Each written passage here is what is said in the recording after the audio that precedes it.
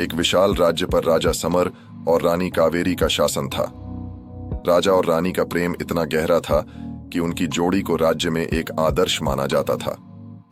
परंतु इस कहानी का सबसे महत्वपूर्ण पहलू यह नहीं था कि वे कितने सफल थे, बल्कि यह था कि कैसे उन्होंने अपनी सबसे बड़ी परीक्षा का सामना किया। राजा समर को अक्सर एक सपना आता था, एक रहस्यमयी जंगल जहां एक अजीब सी आवाज उन्हें पुकारती थी। वह आवाज कहती थी, तुम्हारे जीवन में कुछ बड़ा होने वाला है समर, लेकिन इसके लिए तुम्हें अपना सब कुछ खोना पड़ेगा। समर इस सपने से बेचैन रहते, लेकिन उन्होंने इसे किसी से साझा नहीं किया।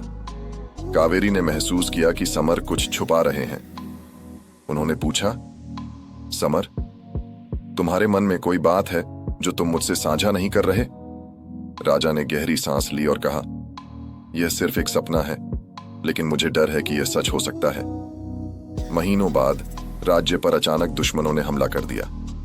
यह हमला इतना अप्रत्याशित था कि समर और कावेरी को राजमहल छोड़कर भागना पड़ा। वे जंगलों में शरण लेने को मजबूर हो गए।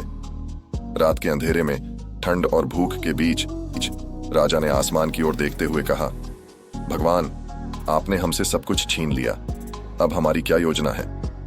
कावेरी ने उनका हाथ थामते हुए कहा, समर, हो सकता है यह हमारी परीक्षा हो।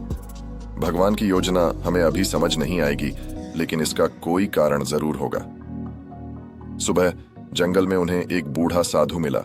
साधु ने उन्हें देखते ही कहा, तुम्हें सब कुछ खोने के बाद ही अपनी असली शक्ति का पता चलेगा। ईश्वर की योजना में तुम्हारे लिए कुछ महान लिखा है। समर ने व्यंग्य से कहा, हमारा राज्य खो गया, हमारे लोग खो गए, इसमें महानता कहां है? साधु ने मुस्कुराते हुए कहा, जैसे बीज को जमीन के नीचे दबाना पड़ता है, वैसे ही तुम्हें इस अंधेरे से गुजरना होगा। धैर्य रखो और उस पर विश्वास करो जिसने तुम्हें बनाया है। और कावेरी ने साधु की बात मानी और जंगल में रहना शुरू कर दिया। उन्होंने वहां रहने वाले लोगों की मदद करनी शुरू की। उन्होंने उन्हें खेती सिखाई, बच्चों को पढ़ाया और धीरे धीरे वहां एक छोटा सा गांव बस गया। कुछ सालों बाद उस छोटे से गांव ने इतना विकास कर लिया कि वह एक नए राज्य में बदल गया। समर और कावेरी को वहां के लोग अपना राजा और रानी मानने लगे।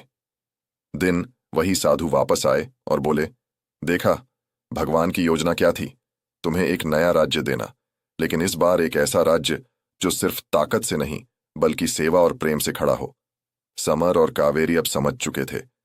उन्होंने महसूस किया कि उनकी पुरानी हार ही उन्हें नए उद्देश्य तक ले जाने का जरिया थी। दोस्तों, यह कहानी सिर्फ राजा और रानी की नहीं है, यह हम सबकी कहानी है।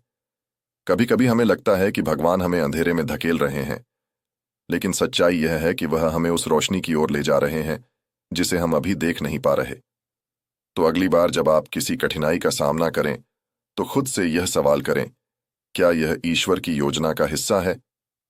विश्वास रखें, भगवान की योजना हर बार सही होती है, भले ही हमें वह शुरुआत में समझ न आए।